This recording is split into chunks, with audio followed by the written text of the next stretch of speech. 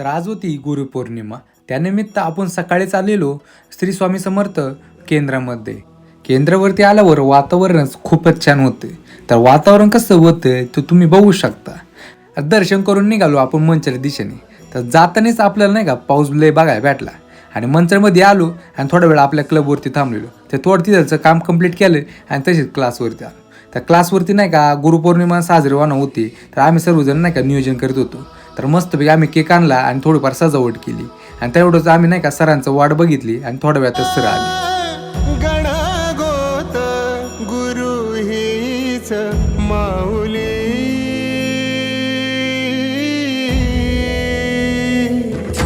गुरु स्पर्श दूर करी दुःखाची सावली.